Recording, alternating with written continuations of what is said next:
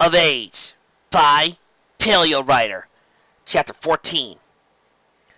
She wanted to keep running, but Rarity had to step carefully. The volcanic range was active, and lava flows were becoming more and more common the further she trekked. Keeping her pace slow wasn't easy, though, and Spike was still out cold on her back, and everything inside of her screamed to her hurry.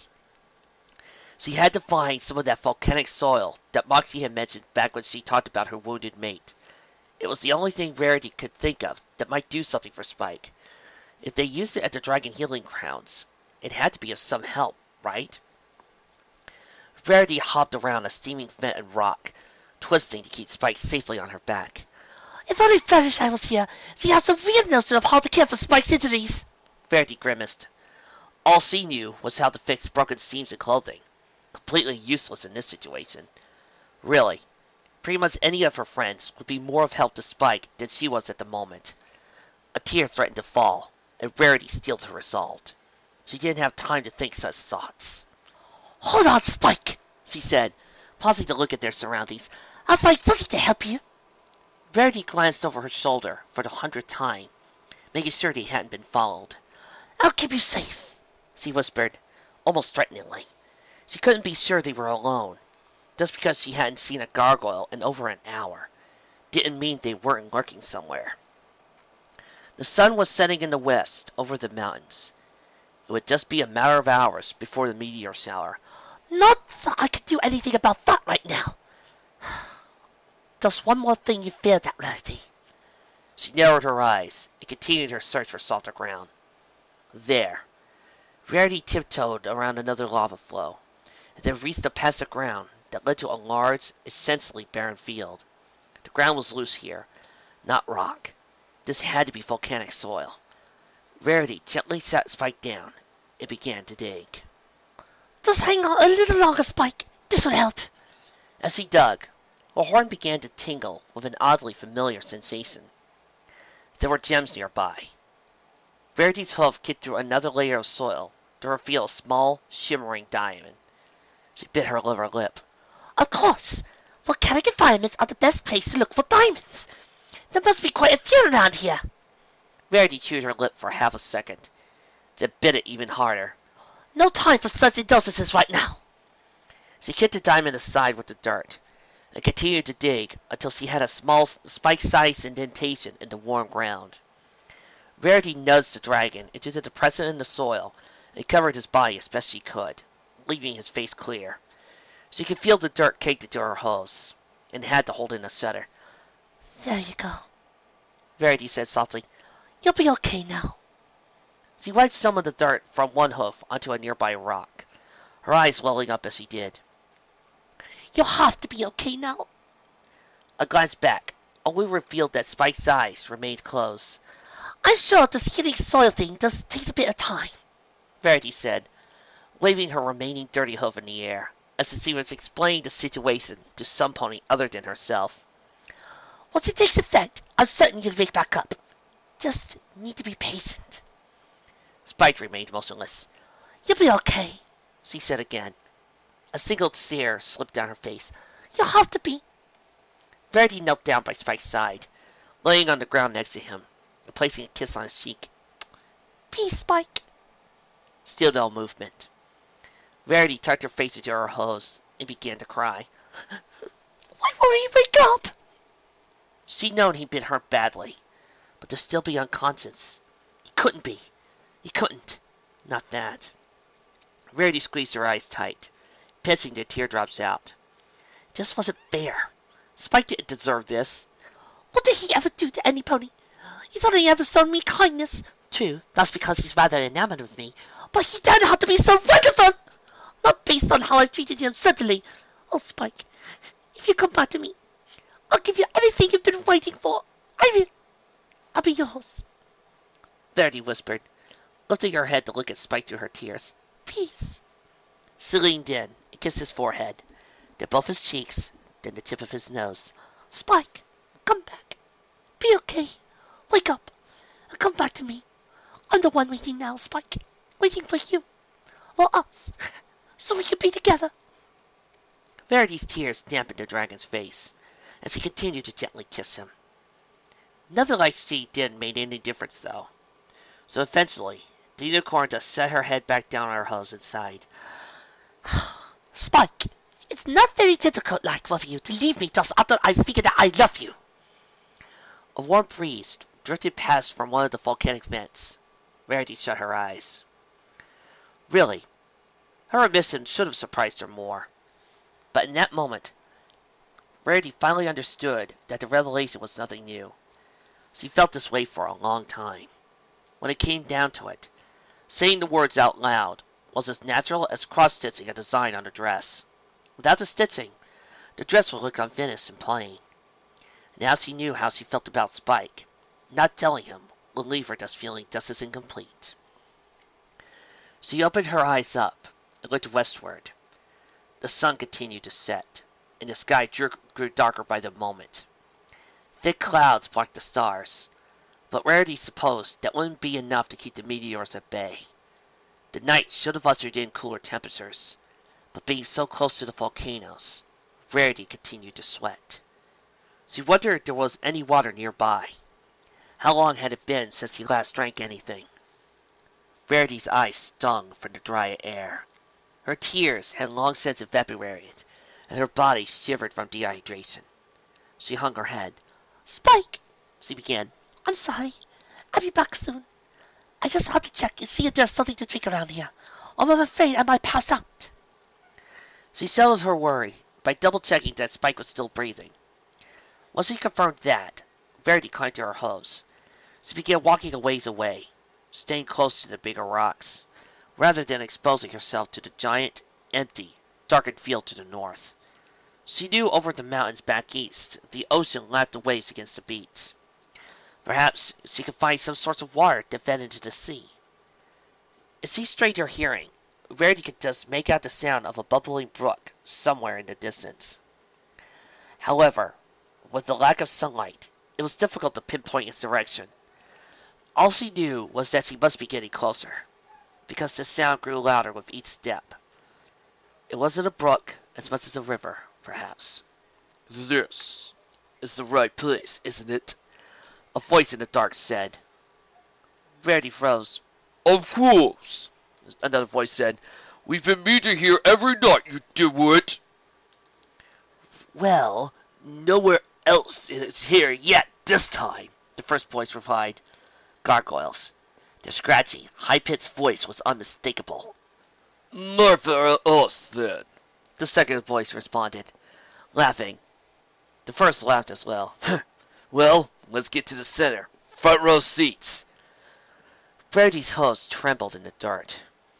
She could hear the pair of gargoyles walk behind her, out onto the rocky, volcanic field. Somehow, they hadn't noticed her, but there was no way she could deny having noticed them, and now she had a decision to make. Rarity wheeled her legs to stop shaking. This was all so much bigger than her, and yet, somehow, here she was. She had the potential to eavesdrop on the plans of the gargoyles, find out where they'd be gathering for the meteor storm, and to get the information back to the dragons and sea serpents before the showers hit. But that would require her leaving Spike alone for a while longer, not to mention requiring a great more deal of courage than what the unicorn still had stored up within her. Despair hit Rarity in full force. When could she go back to her normal life, to her boutique, to Ponyville and all its social little problems? She grit her teeth, steadying her breathing. Not yet. None of that yet. Or ever, potentially, if the gargoyles won. There really was only one option. Here. Rarity began to follow the gargoyles at a safe distance, out into the dark field. She swiveled her ears forward to listen to their conversation as best as she could. "So, how many do you think will come out tonight?" "There's a good amount of us left.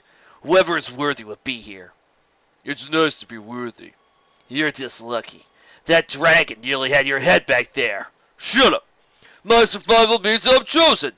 "Right." "I am. That's how it works. It's prophecy. That's the plan. You know that. Full assault. Survivors get to absorb the biggest knight in the storm. It's destiny." "I bet you're just here for sacrifice round 2. We can't all survive the next phase. Shut up! After we get our bigger powers, I'm eating you first!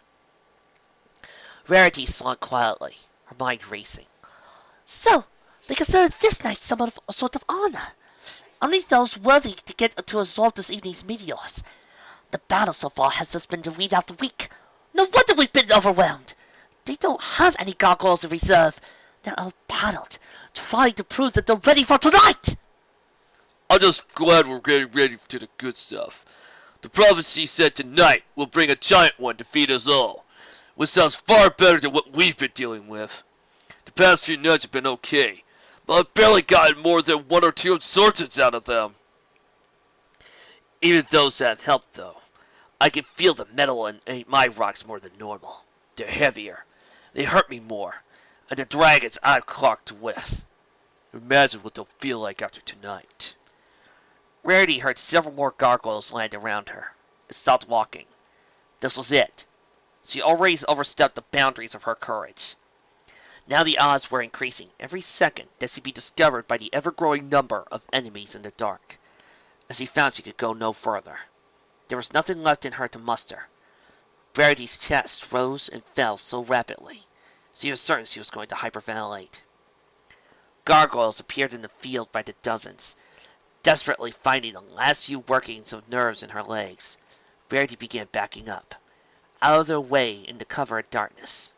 Her horn tingled, as he had to keep its glow down as panic took root. Stupid fields! Stupid gems! Stupid volcano diamonds! Now isn't the time, horn! After several terror-filled moments, Rarity finally, somehow, made it out of the gathering of gargoyles alive. She hugged the rocky outcrop at the field's edge, her chest still heaving in and out, probably even faster than before. That was too close. It was time to get out of there, now. She got her information. The gargoyles were going to throw everything they had into this night, and certainly into the attack that followed. They had no one left in reserve. She had to tell Queen Ileana and Rosa where they gathered. If they could somehow defeat the creatures while they were all in one place before the meteor shower, they might actually win this war. But they only had a couple of hours at best to get here. Rarity had to hurry. So he turned to run, then stopped in her tracks. In the dim light of the distant volcanoes, Rarity could see the spindly forms of gargoyles all over the rocks between her and where she let Spike. There were thousands of them descending the cliffs onto the field. Thousands. She'd never get past them unnoticed. Oh dear. As one gargoyle drew particularly close, Rarity pulled herself under the outcrop of rock she sheltered by. She was trapped. Bloody feathers! She cursed. Now what? Everything inside her told her to run. But what that would achieve? She'd be caught. In no scenario could she envision herself getting away using stealth, speed, or force. Rarity pressed herself further into the shadows. Somehow, she had to get out of here. Preferably without dying. Think, Rarity, think! Perhaps she could just show herself, and try to use her wits to get the gargoyles to let her go. Her eloquence had saved her before, after all. Rarity began to reason through her options along those lines. Finding and trading some diamonds with them won't matter. They're about to get ultimate power from outer space. Annoying them like the diamond dogs would probably get me killed. Topping into my tines to cancel out royalty and playing the element of generosity would probably just get me killed even faster. Flattering them would... Well, there was only one way to find out. Summoning her shredded courage, Rarity stepped out from her hiding spot. It was worth a shot. Excuse me, she said, sliding up to the nearest gargoyle. Her tongue felt like some pony had tied a knot on it, but she pressed on. I'm sorry you're not expecting me, but I have come to watch your big moment. I'm a bit of a gargoyle fan, you see. So am I, Rarity. I love the show. Ow! The gargoyle turned, narrowing its eyes. Who are you? Rarity laughed. She was proud of how well she managed to keep the nerves out of her voice so far. Oh my! I am sorry. How rude of me not to introduce myself. I am Rarity. I'm from Ecclesia. I know you must be thinking it's rather odd for a pony like myself to choose to associate with a race that's destroyed large portions of my homeland. But that's exactly why I find you all so fascinating. Several gargoyles had gathered by now, all staring at Rarity. Can I eat her? One of them asked. Rarity frowned. Oh, please don't. At least not yet. She added, an idea striking her. You're welcome to set me aside. Maybe someplace out of the way. Or save me as a snack later. I really just want to watch you all gain power. If I could do that, then you'd be welcome to eat me afterwards. The gargoyles considered her for a moment. They didn't seem to be the most intelligent of the reptilian races she encountered on her journey. Hopefully, that would work to her advantage. She batted her eyelashes, keeping her expression innocent. You're straight, one of them said. You're interesting, Rarity countered. I can't see where it hurt, another gargoyle said, shrugging. Maybe not a bad idea to keep some of those creatures around as a beating stock for food once we've taken over. Rarity blanched, trying to keep her eyes from betraying her feelings about that particular idea.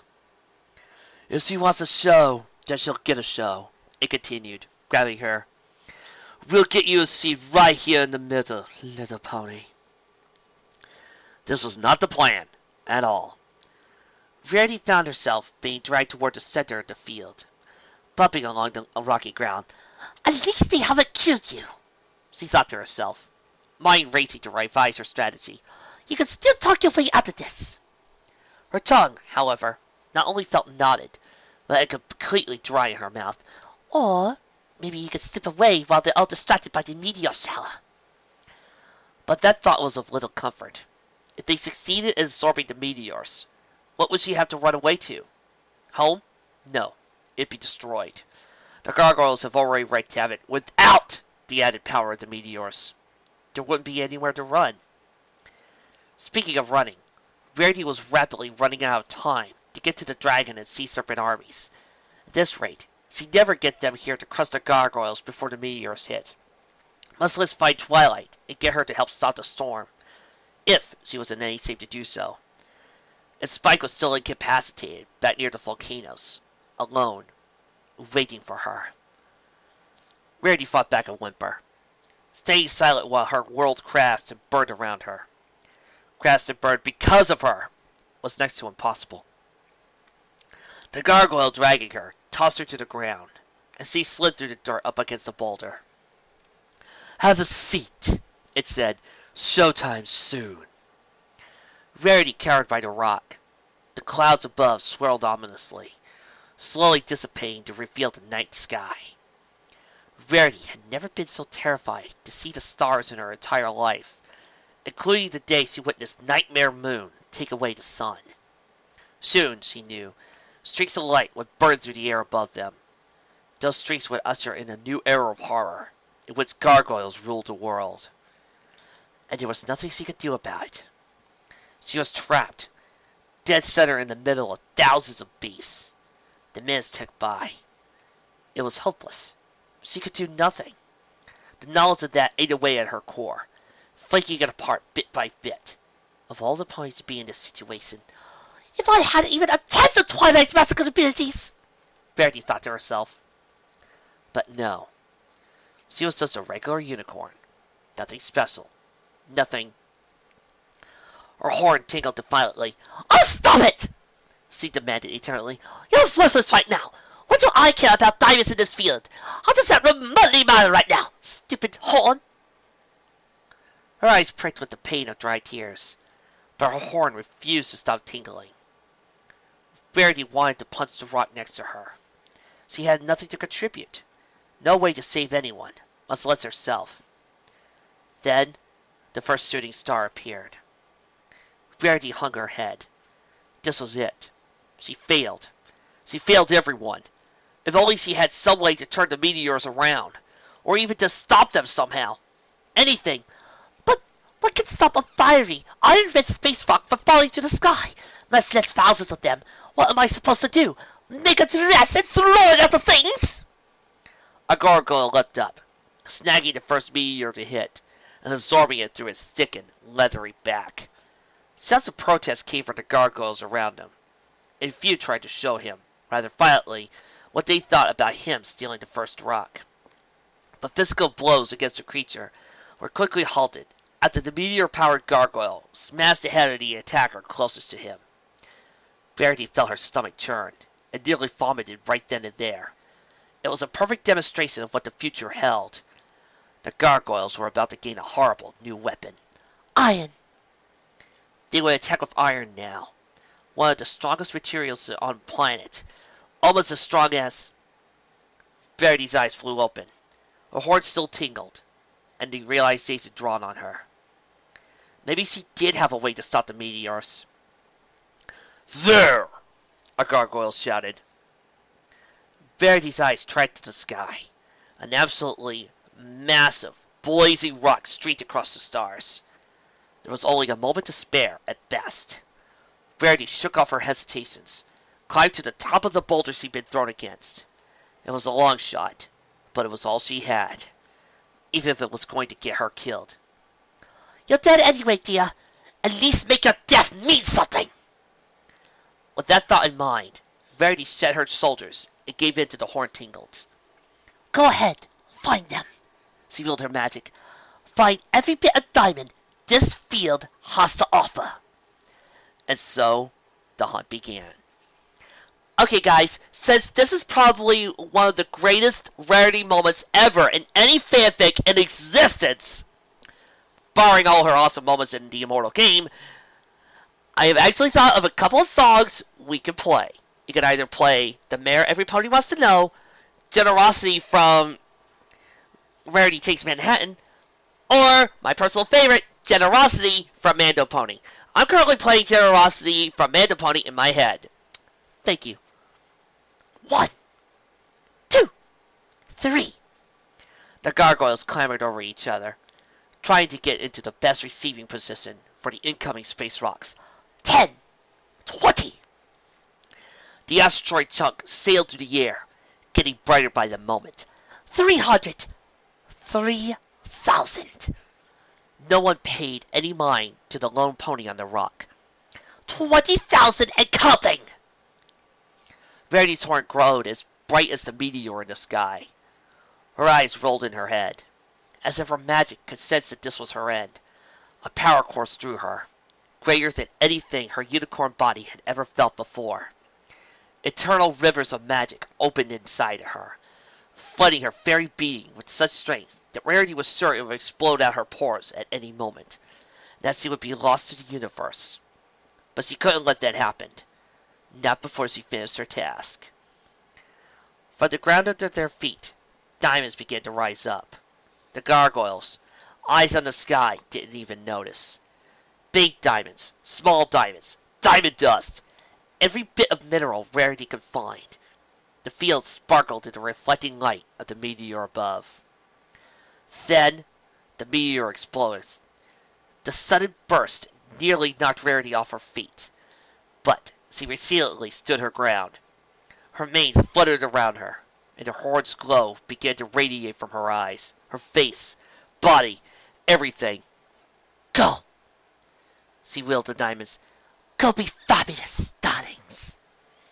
The meteor surged, rained down from the sky, providing millions of pieces of valuable iron for the gargoyles to absorb.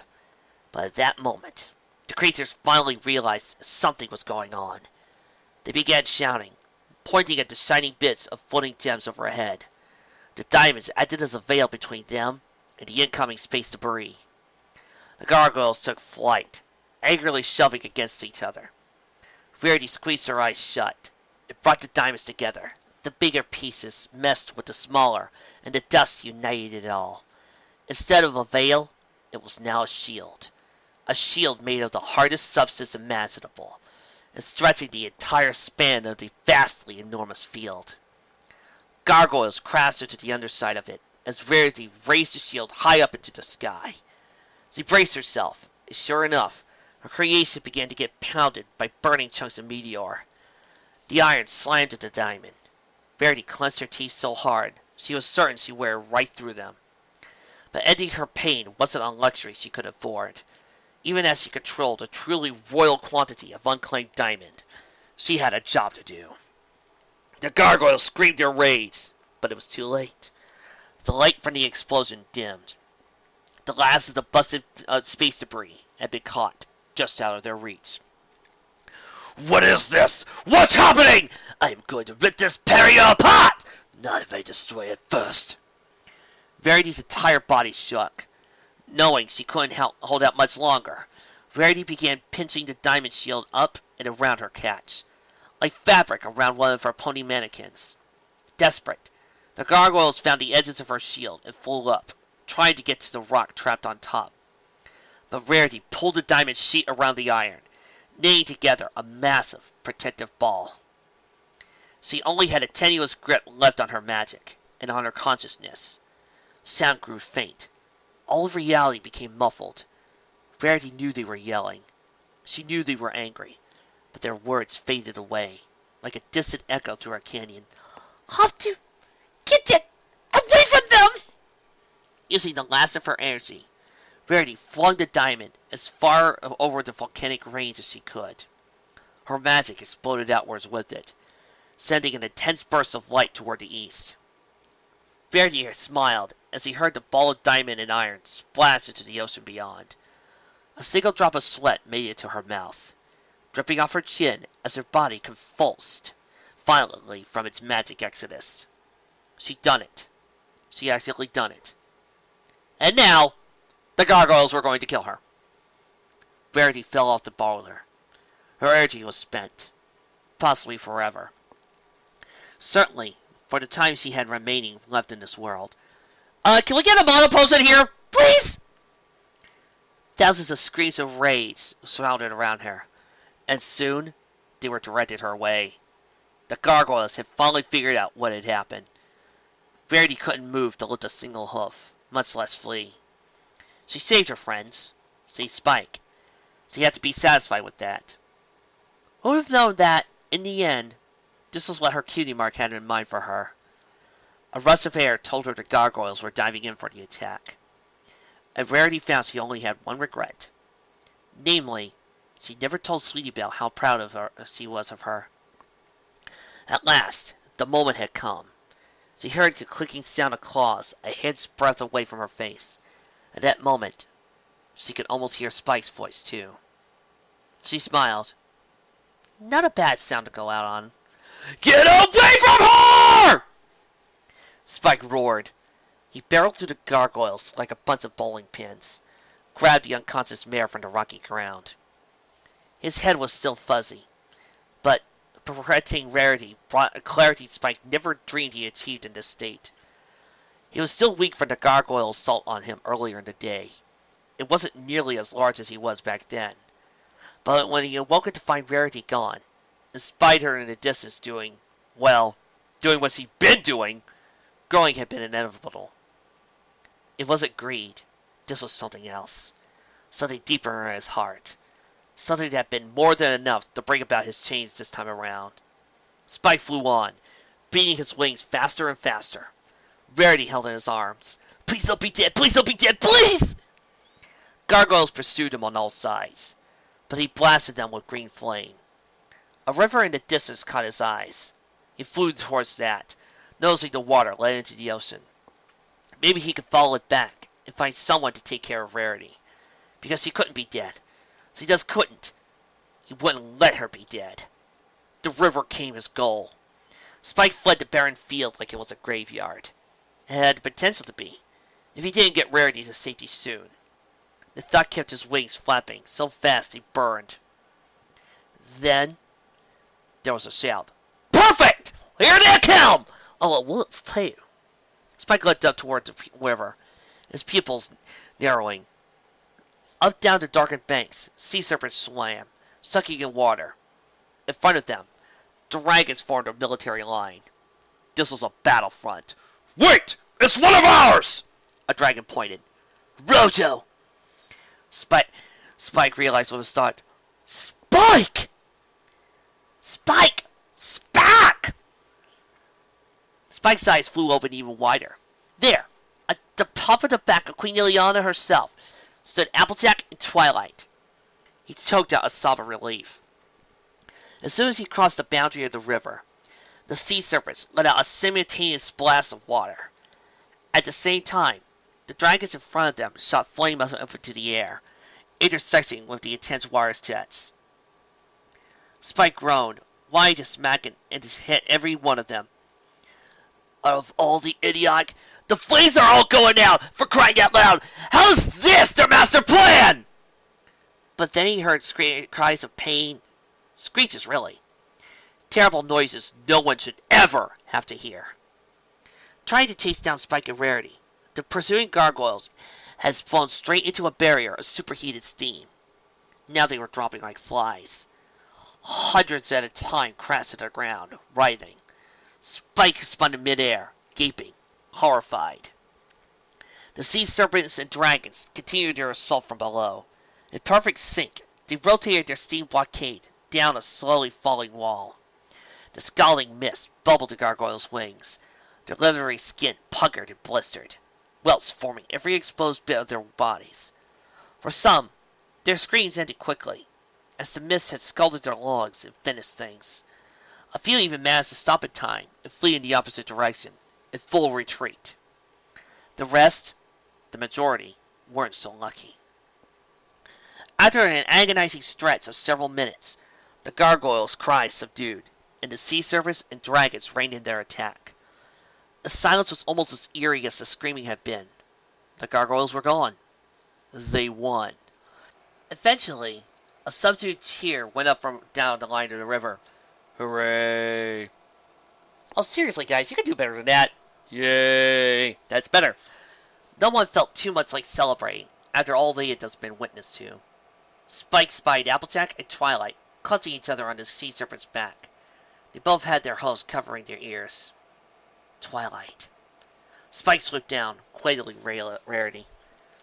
Upon seeing the dragon, Twilight's entire demeanor changed. Spike! Thank goodness you're okay! She leapt off the sea serpent and ran up to him, using her horn to illuminate a path in the dark. Take it easy there! Applejack cautioned, running after her. You still got some resting to do. Spike winced, tugging in his wings. He seemed to remember something about Twilight falling earlier, but he shook his head. No time for that now. She looked okay, and Rarity... Twilight! Spike exclaimed. He thrust Rarity forward. Please, help her! Applejack and Twilight both froze in their tracks as their eyes landed on the pale unicorn. No! Applejack gasped. Oh no. Rarity! What happened? She saved us all, Spike said. One huge tear slipped from his eye. No, you had to save her! Twilight, please! Twilight stared. That burst of light. That magic. That was... Oh my. She shook her head quickly, face stricken. Set her down here, Spike! Twilight motioned to a flat area of the ground. Spike did as he was told, resting Rarity's muscle-slit body down as gently as his massive claws would allow him. As he did, his senses told him what his heart refused to see. Rarity's body was cold to the touch. She wasn't breathing. Twilight's eyes shimmered with tears as he cautiously approached the unicorn on the ground. Next to her, Applejack howled in despair. Spike looked at his oldest friend, desperation written all over his face. Twilight returned his gaze, her voice barely above a whisper. Oh, Spike. Oh, please, Spike whispered. Please don't give up, please. Twilight's horn lit up with its purple magic as he sighed. I'll see what I can do. And now, after that ending, I will proceed to give you a dramatic reading of my comment that I made upon reading this particular chapter back in the 20th of September, Friday, 2013. Alchemy student. Oh no. Oh no no no no no no no no no no no! Don't you dare think! Don't you dare kill her! Not after that. Not after that awesome scene of her kicking ass! No! Don't you do it! Thank you. Also, I'm not the only one who saw that and was expecting Rarity to come out of that with a pair of wings and the sound of The Princess Rarity cometh, behold, behold.